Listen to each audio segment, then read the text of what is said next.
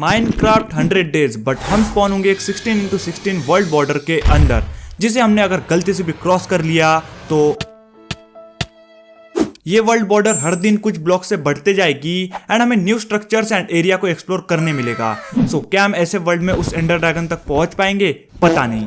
And M करते हैं इस वीडियो पे 10K लाइक्स के लिए। सो हम स्पॉन होते हैं बिल्कुल एक विलेज के सामने, लेकिन कोई फायदा नहीं था क्योंकि हम बनते एक वर्ल्ड बॉर्डर के अंदर जिसके बाहर हम पैर भी नहीं रख सकते और ना ही इसके बाहर के ब्लॉक्स को हम एक्सेस कर सकते हैं। लेकिन इतना तो अच्छा था कि हमारे वर्ल्ड बॉर्डर के अंदर एक ट्री था, तो उसकी मदद से मैं यहाँ से कुछ वुड कलेक्ट कर लेता हूँ एंड अपने लिए एक वुड की पिकैक्स क्राफ्ट कर लेता हूँ। अपने ट्री को कट करने के बाद मुझे उससे कुछ सैपलिंग्स भी मिलती है, तो उन्हें कलेक्ट करके मैं फिर से रिप्लांट कर देता हूँ क्योंकि अपने पास इनके अलावा और कोई रिसोर्सेज भी नहीं है। एंड अगर हम इन्हें भी छोड़ देंगे तो फिर भाई इसमें 100 डेज क्या 10 डेज भी सर्वाइव करना मुश्किल हो जाएगा। फिर मैं अपनी एरिया पे थोड़ी सी माइनिंग करके थोड़े से कॉबलस्टोन कलेक्ट कर लेता हूँ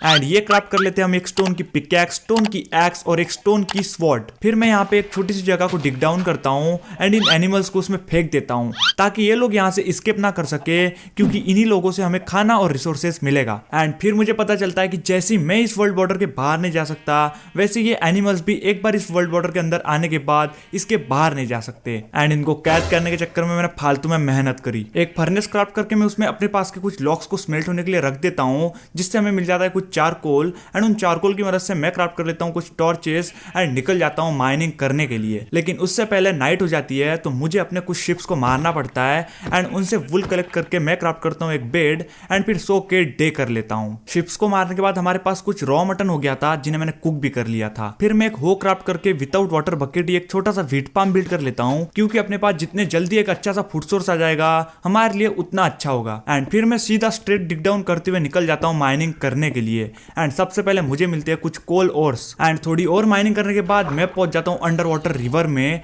इसका मतलब था कि अब हम वाटर भी कलेक्ट कर सकते हैं, बस अब हमें चाहिए था थोड़ा बहुत आयरन। एंड फिर मुझे ये सीन दिखाई देता है, भाई साहब यहाँ पे ज़ॉम्बीज की मॉन्स्टर पार्टी चालू थी। ऐसा लग रहा था कि पूरे वर्ल्ड के ज़ॉम्बीज यहीं पे स्पॉन हो गए। एंड फिर मुझे इस वर्ल्ड की एक और बात पता चली कि इस वर्ल्ड में ज़ॉम्बीज सिर्फ इस वर्ल्ड बॉर्डर के अंदर ही स्पॉन होते हैं। एंड ये अपने लिए एक बहुत अच्छी न्यूज थी, क्योंकि अब हम अपने वर्ल्ड में एक मॉब ग्राइंडर भी बना सकते हैं जो कि बहुत खतरनाक तरीके से काम करेगा। एंड तुमको तो पता है कि मॉब ग्राइंडर से हमको कितने सारे रिसोर्सेज मिलते हैं। फिर मैं इस जगह पे जाने का ट्राई करता हूँ, बट यार यहाँ की हालत देख के मैं इसलिए फिर मैं वापस ऊपर आ जाता हूँ एंड फिर छोटे मोटे काम करता हूँ, जैसे कि वुड कलेक्ट करना एंड अपने फार्म्स पे काम करना। एंड उसके बाद एक और बार उस जगह पे जाता हूँ, लेकिन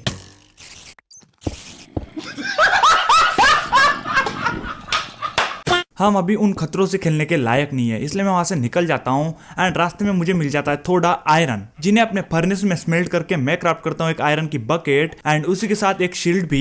एंड फिर अपने माइन से वाटर कलेक्ट करके लाता हूं। फिलहाल अपने पास कोई भी फूड सोर्स तो नहीं था और अपने वीड भी अभी ग्रो नहीं हुए थे, बट हमें अपने ओक ट्री से बहुत सारे एप्पल्स मिल रहे थे, जिनकी मदद से मैं अपने हंगर बार को बढ़ा रहा था। लेकिन थोड़ी देर बाद हमारे कुछ वीड्स भी ग्रो हो जाते हैं, जिन्हें मैं कलेक्ट कर लेता हूँ एंड उनकी मदद से हमारे पास आ जाती है एक ब्रेड, जिसे खा के मैं अपनी बची हुई हंगर बार को बढ़ाता हूं। एंड फिर मैं कलेक्ट करता हूं बहुत सारे लॉक्स। अपने फूड फार्म से मैं थोड़ी और व्हीट को कलेक्ट करता हूं एंड उनकी मदद से मैं क्राफ्ट कर लेता हूं थोड़े से ब्रेड्स। एंड एक बार फिर से मैं निकल जाता हूं माइनिंग करने के लिए। इस माइनिंग ट्रिप से हमको बहुत सारा रॉ आयरन मिल जाता है एंड हाँ, बहुत सारे ज़ॉम्बीज भी। एंड भाई इन्हें देख के तो अब मुझे सच में लग रहा है कि हमें जल्द से जल्द एक मॉब ग्राइंडर बना लेना चाहिए। कलेक्ट करके लाए हुए रॉ आयरन को मैं स्मेल्टिंग के लिए लगा देता हूँ एंड अपना सारा आयरन स्मेल्ट हो जाने के बाद मैं क्राफ्ट कर लेता हूँ एक आयरन का फुल सेट आर्मर एंड साथ ही साथ एक आयरन की पिकैक्स भी।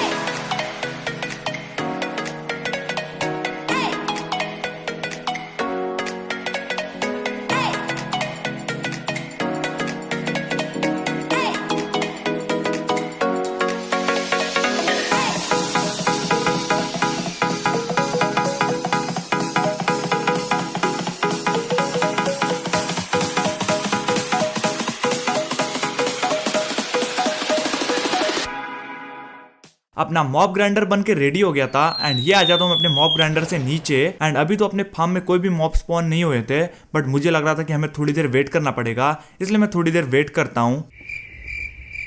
A few minutes later. 5 minutes later. 2 hours later. मैं यहाँ पे बहुत देर से वेट कर रहा हूँ बट इसमें घंटा कुछ स्पॉन नहीं हुआ एंड इसका सीधा मतलब था कि हमारा एक बार फिर से कट गया। पैसा बर्बाद बहन। मजा आया। अपने फूड फार्म से मैं अपने सारे क्रॉप्स को कट कर लेता हूँ एंड उसके बाद मैं क्राफ्ट करता हूँ कुछ शवल एंड फिर इस पूरे एरिया को टेराफॉर्म करता हूँ एंड उसके बाद फिर मैं बिल्ड करता हूँ एक बड़ा सा फूड फार्म एंड उसी के साथ एक छोटा सा फेंस एरिया भी जहाँ पे अपने सारे एनिमल्स रहेंगे। जहाँ तक मुझे लग रहा था अपना मॉब ग्राइंडर अपने बेस के नीचे वाली केव की वजह से काम नहीं कर रहा था, क्योंकि तुम लोगों को पता है वहाँ पे कितने सारे ज़ॉम्बी स्पॉन हो रखे हैं। इसलिए मैं सीधा निकल के आ जाता हूँ इन केव्स में इनको लाइट अप करने के लिए एंड यहाँ की इन ज़ॉम्बीज को मारने के बाद हमको मिल जाता है एक पोटैटो, मतलब अपने पास आ गया था एक न्यू फूड सोर्स एंड इसी के साथ मैं इस पूरे केव को क्लीन और लाइट अप कर देता हूँ। एंड यहाँ पे बहुत सारे आयरन ओर्स भी थे तो मैंने यहाँ से ढेर सारे आयरन्स भी कलेक्ट कर लिए थे। फिर मैं एक और केव में आ जाता हूँ एंड यहाँ के ज़ॉम्बीज को मारने के बाद मुझे इस बार मिल जाता है कैरेट, तो मैं कैरेट कलेक्ट कर लेता हूँ एंड फिर इस पूरे एरिया को क्लीन करके इसे भी लाइट अप कर देता हूँ। फिर यहाँ से थोड़े गोल्ड ओर्स और कुछ लैपिस लजुली को माइन करके मैं अपने बेस पे वापस आ जाता हूँ। केव में इतने सारे ज़ॉम्बीज और स्केलेटन्स को मारने के बाद हमारे पास बहुत सारे बोन्स हो गए थे जिनको मैं कन्वर्ट कर देता हूँ बोन मिल में एंड केव से हमें जो पोटैटो मिला था उसे मैं बोन मिल की मदद से मल्टीप्लाई करता हूँ एंड उन्हीं पोटैटोस को हार्वेस्ट करके अपने फर्नेस में कुक होने के लिए रख देता हूँ एंड लगे हाथों में अपने वीट्स को भी हार्वेस्ट कर लेता हूँ। एंड अब अपने पास फूड की कोई भी कमी नहीं है, अपने पास ढेर सारा फूड सोर्स है, तो उन फूड की मदद से मैं अपने चिकन्स और शिप्स की ब्रीडिंग भी करा देता हूँ। फिर कुछ पिकेक्सेस क्राफ्ट करके मैं निकल जाता हूँ वाई लेवल -58 पे डायमंड माइनिंग करने के लिए।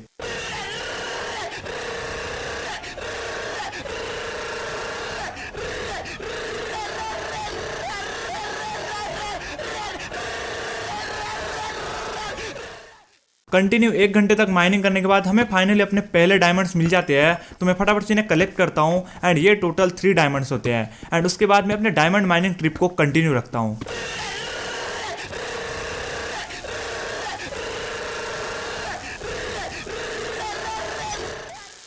मैं पिछले आधे घंटे से और माइनिंग करे जा रहा हूं बट हमारे हाथ एक भी डायमंड नहीं लगा है अभी तक एंड इतने देर माइनिंग करने के बाद भी हमको सिर्फ 3 ही डायमंड मिलते हैं। उसके बाद मैं अपने पुरानी केव से एक लावा बकेट कलेक्ट करता हूं एंड फिर अपने बेस पे वापस लौट जाता हूं। अपने बेस पे एक वंडरिंग ट्रेडर आया हुआ था बट हमेशा की तरह उसने इस बार भी कचरा ही लाया था एंड पता नहीं कैसे थोड़ी देर में वो अपने आप ही डिस्पॉन हो जाता है एंड इसी के साथ अपने वर्ल्ड में नाइट हो जाती है, तो मैं फटाफट से अपना बेड लगाता हूँ एंड सो के डे कर लेता हूँ एंड नेक्स्ट डे को मैं अपने सारे क्रॉप्स को हार्वेस्ट कर लेता हूं जितने भी ग्रो हो गए थे एंड उनको फिर से रिप्लांट कर देता हूं। एंड जैसे कि तुम लोग देख सकते हो अपनी वर्ल्ड बॉर्डर अच्छी खासी ग्रो हो गई थी एंड अपने पास अब बहुत सारा एरिया आ गया था एक्सप्लोर करने के लिए एंड कुछ दिनों में तो ये विलेज भी अनलॉक हो जाएगा एंड इसे भी हम एक्सप्लोर कर पाएंगे। फिर एक शेयर क्राफ्ट करके मैं अपने शिप से बहुत सारा वुल कलेक्ट करता हूँ क्योंकि यही वुल आगे जाके हमारे बिल्ड्स और बेड क्राफ्ट करने के काम आएगा। फिर मैं कलेक्ट करता हूँ यहाँ से बहुत सारा वुड एंड बहुत सारा वुड कलेक्ट करके निकल जाता हूँ अपने लिए एक स्ट्रॉन्ग बेस बिल्ड करने के लिए।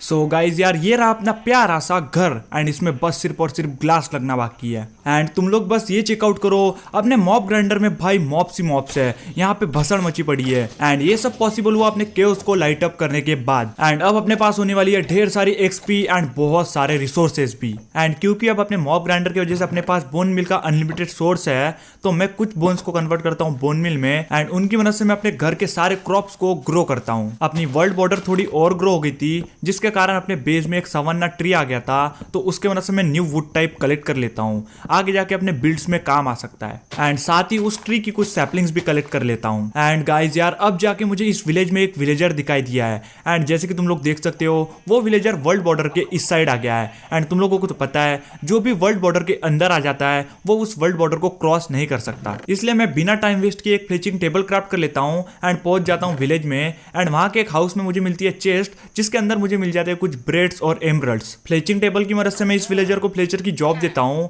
और फिर स्टिक के बदले में मैं इस एमरल्ड्स की ट्रेडिंग कर लेता हूँ। उसके बाद मैं अपने सारे एनिमल्स की ब्रीडिंग कराता हूँ एंड फिर शेयर की मदद से अपने शिप से बहुत सारा वूल कलेक्ट कर लेता हूँ। एंड इसी के साथ ये वाला दिन भी निकल जाता है। एंड उसके अगले दिन कुछ ऐसा होता है।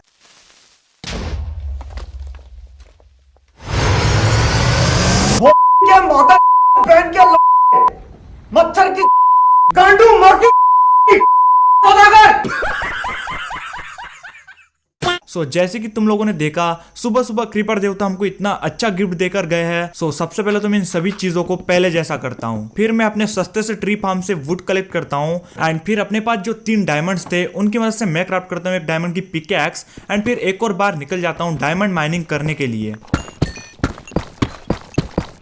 एंड इस माइनिंग ट्रिप में भी 1 से 1.5 घंटा ग्राइंड करने के बावजूद हमको सिर्फ 11 डायमंड्स ही मिलते हैं। एंड अब मुझे लग रहा है कि इस वर्ल्ड में हमें माइनिंग करके डायमंड मिलना बहुत ज्यादा मुश्किल है। अपने लगाए हुए सारे पोटैटोज ग्रो हो गए थे, तो मैं बिना टाइम वेस्ट किए उनको हार्वेस्ट कर लेता हूँ। एंड तुम लोग सोच रहे होंगे कि मैंने पूरे फील्ड में सिर्फ पोटैटो ही क्यों लगाया, क्योंकि आगे जाके ये पोटैटोज हमारे बहुत ज्यादा काम आने वाले हैं। इनकी मदद से हम अपने विलेजर्स की ब्रीडिंग करा के अपने लिए एक बड़ा सा विलेज बना सकते हैं एंड साथ ही साथ हम लोग उनके साथ पोटैटोज के बदले में ट्रेडिंग भी कर सकते हैं। मुझे पहली बार अपने विलेज में एक आयरन गोलेम दिखाई देता है, तो एंड ये रहा अपना फ्री का आयरन। फिर मैं वहां से सीधा निकल के आ जाता हूँ अपने बेस के नीचे वाली केव में। एंड यहाँ पे होता है एक छोटा सा लावा पूल, जिसे मैं वाटर बकेट की मदद से कन्वर्ट कर देता हूँ ऑब्सिडियन में। एंड यहाँ से कलेक्ट करते हैं अब इनफ ऑब्सिडियन। कलेक्ट करके लाए हुए ऑब्सिडियन की मदद से मैं एक नेदर पोर्टल बिल्ड कर लेता हूँ। एंड फिर अपने पास जितनी भी डायमंड्स होते हैं उनकी मदद से मैं क्राफ्ट कर लेता हूँ एक चेस्ट प्लेट एंड साथ ही साथ एक डायमंड की स्वॉर्ड भी। एंड फिर एक फ्लिंट एंड स्टील क्राफ्ट करके अपने नेदर पोर्टल को एक्टिवेट करता हूँ एंड निकल जाता हूँ नेदर में, जहाँ हम स्पॉन हो जाते हैं क्रिम्सन फॉरेस्ट में, जिसको कनेक्ट था एक नेदर वेस्ट बायोम। एंड यहाँ पे आके मुझे पता चलता है कि नेदर में भी वर्ल्ड बॉर्डर लगी हुई है। अपने नेदर के हाल देख के मैं सीधा अपने ओवरवर्ल्ड में वापस आ जाता हूँ। ओवरवर्ल्ड में वापस आके मैं क्राफ्ट करता हूँ कुछ चेस्ट और हॉपर्स अपने लिए कोबलस्टोन जनरेटर बिल्ड करने के लिए। एंड मैं अपना कोबलस्टोन जनरेटर बिल्ड कर ही रहा था कि तभी एक वॉन्डरिंग ट्रेडर आ जाता है। एंड ये हर बार की तरह इस बार भी गुई लाया था। अपना कोबलस्टोन जनरेटर रेडी होते ही मैं क्राफ्ट करता हूँ बहुत सारी पिकैक्सेस एंड फिर अपने कोबलस्टोन जनरेटर पे बहुत सारा AFK करता हूँ।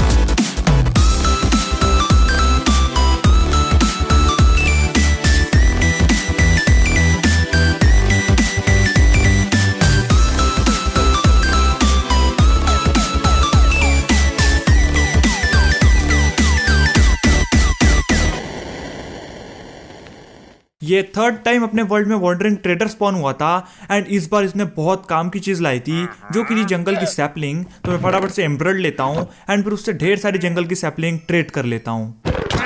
सो मैंने अपने विलेजर्स के लिए एक ट्रेडिंग हॉल बिल्ड कर लिया था, क्योंकि अपने विलेज में सिर्फ 2 ही विलेजर बचे थे एंड मैं नहीं चाह रहा था कि वो दोनों भी गायब हो जाए, इसलिए मैंने उनके लिए एक सेफ जगह बिल्ड कर दी है। इसलिए फिर मैं बहुत सारे बेड्स क्राफ्ट करता हूँ एंड अपने ट्रेडिंग हॉल के फ्लोर को उन बेड से एक्सचेंज कर देता हूँ। एंड फिर मैं अपने दोनों विलेजर्स को बोट में बिठाकर विलेज से अपने न्यू ट्रेडिंग हॉल में ट्रांसफर करता हूँ। एंड ब्रीडिंग करने के लिए उन्हें मैं बहुत सारे पोटैटोज भी दे देता हूँ। एंड लगे हाथों अपने फार्म से बहुत सारे पोटैटोज को भी हार्वेस्ट कर लेता हूँ एंड साथ ही उनको रिप्लांट भी कर देता हूँ। अपनी वर्ल्ड बॉर्डर अच्छी खासी इंक्रीज हो गई थी एंड उसके अंदर कुछ पंपकिंस भी आ गए थे, तो मैं उन सारे पंपकिंस को भी कलेक्ट कर लेता हूँ। मुझे थोड़े और फ्लेचिंग टेबल्स क्राफ्ट करने थे जिनके लिए हमें चाहिए थे कुछ फ्लिंट्स एंड इसलिए मैं फिर पास वाले रिवर में आ जाता हूँ जहाँ पे बहुत सारी ग्रेवल होती है, तो मैं उन्हें माइन करके कुछ फ्लिंट्स कलेक्ट करता हूँ एंड यहीं पास में बहुत सारा सैंड भी होता है, तो लग गया तो मैं उन्हें भी कलेक्ट कर लेता हूँ। अपने बेस पे वापस आके मैं और थोड़े फ्लेचिंग टेबल्स क्राफ्ट करता हूँ एंड उनकी मदद से मैं और थोड़े विलेजर्स को फ्लेचर की जॉब देता हूँ एंड फिर बहुत सारी स्टिक्स क्राफ्ट करके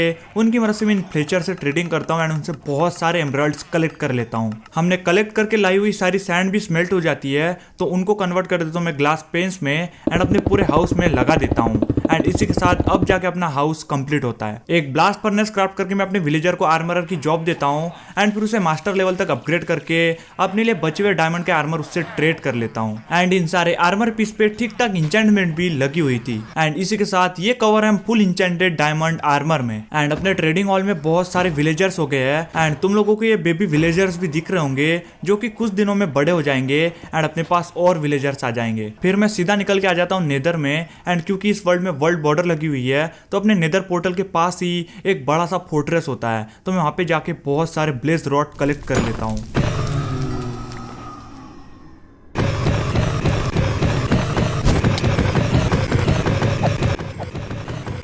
अपने नेदर फोर्ट्रेस से 16 ब्लेज रॉड कलेक्ट करके मैं अपने ओवर वर्ल्ड में वापस आ जाता हूँ एंड ये 16 ब्लेज रॉड अपने लिए मोर देन इनफ है। अपना एनिमल बार्न बिल्कुल अपने ट्रेडिंग हॉल के सामने ही था, जिसकी वजह से अपना ट्रेडिंग हॉल बहुत ज्यादा गंदा लग रहा था, इसलिए मैं अपने पूरे फार्म वाले जगह को क्लियर करता हूँ एंड वहां पे अपने एनिमल्स के लिए न्यू बार्न बिल्ड करता हूँ एंड फिर अपने सारे एनिमल्स को उनके न्यू बार्न में ट्रांसफर भी कर देता हूँ। ब्रीविंग स्टैंड क्राफ्ट करके एक विलेजर को मैं क्लरिक बनाता हूँ एंड उसे मैक्स आउट करने में लग जाता हूँ ताकि हमें एंडर पर्ल मिल जाए एंड ये बंदा एंडर पर्ल की जगह नेदर वॉर्ड ट्रेड करता है, इसलिए मैं इसे मार देता हूँ एंड इसे मारने की वजह से ये साले सभी लोग अपना रेट बढ़ा लेते हैं हरामी साले। इसलिए फिर मैं महंगाई कम होने का कुछ दिनों तक वेट करता हूँ एंड उसके बाद एक और बंदे को क्लरिक की जॉब देके उसको मैक्स आउट कर लेता हूँ एंड फाइनली हमें मिल जाती है एंडर पर्ल, तो मैं उससे बहुत सारे एंडर पर्ल्स ट्रेड कर लेता हूँ एंड फिर ब्लेज पाउडर और एंडर पर्ल की मदद से मैं क्राफ्ट कर लेता हूँ कुछ आई ऑफ एंडर एंड निकल जाता हूँ अपने स्ट्रॉन्ग होल्ड की तरफ।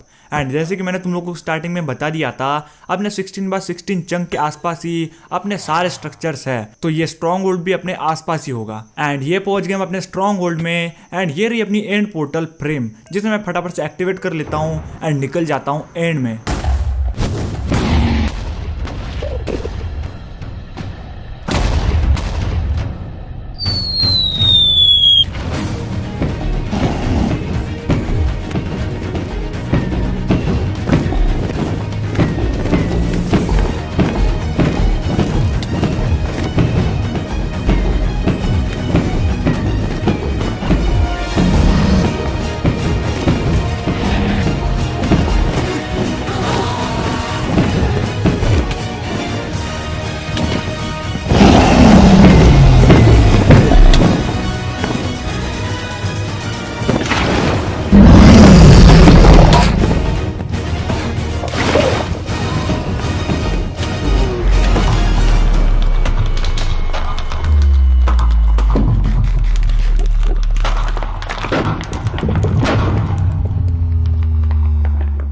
एंड इसी के साथ हमने इस वर्ल्ड के एंडर ड्रैगन को डिफीट कर दिया था एंड इस माइनक्राफ्ट वर्ल्ड को बीट कर दिया था। एंड अगर तुम लोग इस वीडियो को यहाँ तक देख रहे हो तो कमेंट सेक्शन में व्हाइट हार्ट स्पैम कर देना ताकि मुझे पता चले कि कितने लोग वीडियोस को लास्ट तक देखते हैं। एंड अगर तुम लोग मेरी 1 ब्लॉक हार्डकोर सीरीज देखना पसंद करोगे तो कमेंट सेक्शन में जाके 1 ब्लॉक स्पैम कर देना। Thank you so much for watching, bye bye and peace out.